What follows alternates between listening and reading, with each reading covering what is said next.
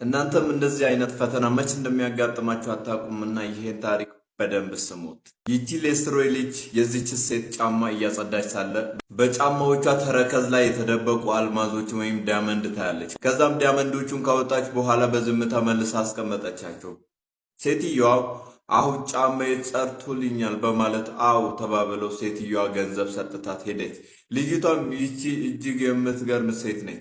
አልማዞችን በጫማዋ ውስጥ አድርጋ እየሄደች ለእኔ ግን ትንሽ ጥሬ ገንዘብ ትከፍለኛለች ስትል በሹክሹክታ ለራሷ ተናገረች። ከጥቂት እርምጃዎች በኋላ ግን ሴትዮዋ ጫማዋን ፈትሻ አልማዞቹ መኖራቸውን አረጋገጠችና ዘበኛውን ያችን ልጅ እዚህ አምጣ ስትል አዘዘችው።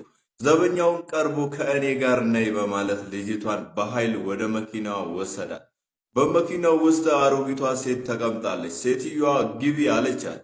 ልጅቷም ለምን ከእኔ ምን ፈልገሽ ነው? ያጠፋሁት ነገር አለ ስትል ጠየቀቻት። ሴትዮዋ አንቺን ማውራት ስለምፈልግ ነው ስትል መለሰች። ልጅቷም ገብታ ተቀመጠች። ሴትዮዋም ወደ ቤቷ ወሰደቻት። ልጅቷ ቤትሽ በጣም ያምራል፣ ሀብታም መሆን አለብሽ፣ ግን ለምን እኔን ወደዚህ ያመጣሽኝ አለቻት። ሴትዮዋ ተቀመጪ አስረዳሻለሁ ስትል መለሰች። ዘበኛውን በመቀጠል እሳቸው ትልቅ የንግድ ኢምፓየር ያላቸው በከተማዋ ውስጥ በጣም ታዋቂ ሴት ናቸው አለ። ልጅቷም ራሷን በመነቅነቅ አዎ በጫማዎችሽ ውስጥ ዳይመንድ ባየው ጊዜ ያንን ገምቼ ነበር አለች።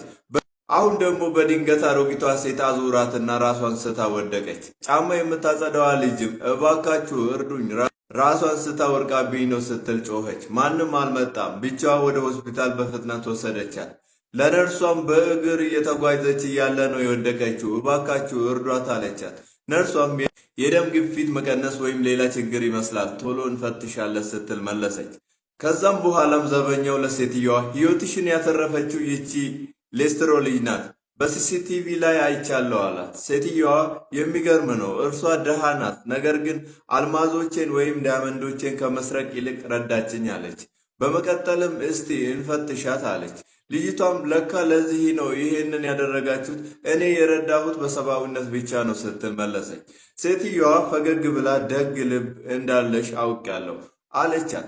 ልጅቷም እርዳታ ፈልገሽ ነበር፣ ስለዚህ ረዳሁሽ፣ ከዚህ ያለፈ ምንም ነገር የለም ስትል መለሰች። ዘበኛውን በመቀጠል የእመቤቴን ሕይወት አትርፈሻል፣ እሳቸው ሊሸልሙሽ ይፈልጋሉ አላት። ልጅቷ ያ አያስፈልግም አለች። ሴትዮዋ ግን በማስገደድ የፈለግሽውን ነገር እንድሸልምሽ ጠይቂ፣ ምንም ነገር ቢሆን አደርግልሻለሁ አለቻት። ልጅቷም ማንኛውንም ነገር ስትል ጠየቀች። ዘበኛውም አዎ ማንኛውንም ነገር ሲል መለሰ። በዛው ቅጽበት የሴትዮዋ ልጅ በቁጣ እየገባች ይቺ ደግሞ ማናት? የማታውቁት ሰው ወደዚህ ቤት ታመጣላችሁ አለች። ሴትዮዋ እሷ ሕይወቴን አትርፋለች፣ አንቺ ግን መቼም ስለ እኔ አታስቢም አለቻት። ልጅቷም ለምን አስባለሁ? አስቀድሞ ዘበኞችና ሌሎች የሚረዱ ሰዎች አሉሽ፣ እኔ የራሴ ሕይወት አለች ስትል መለሰች። ሴትዮዋም ይሄን ስትሰማ እንግዲያውስ ወደዚህ ቤት ማን መግባት እንዳለበት የመጠየቅ መብት የለሽም አለቻት። ዘበኛውም አንዳንድ ወረቀቶችን ሰጣት። ሴትዮዋም ለልጇ እነዚህ ወረቀቶች ከሞትኩ በኋላ ከንብረቴ ላይ ምንም አይነት ድርሻ እንደማይኖርሽ የሚገልጹ ናቸው አለቻት። ቤተሰቦች ከዚህ ታሪክ እናንተ ምን ተምራችኋል? የሴትዮዋ ተግባር ትክክል ነው ብላችሁ ታስባላችሁ? ይህን ቪዲዮ ከወደዳችሁት ላይክ እና ሼር አድርጉ። ሁልጊዜም እንደዚህ አይነት ጣፋጭና አስተማሪ ታሪኮች እንደተለቀቁ እንዲደርሷችሁ ፎሎ ማድረግ እንዳይረሳ።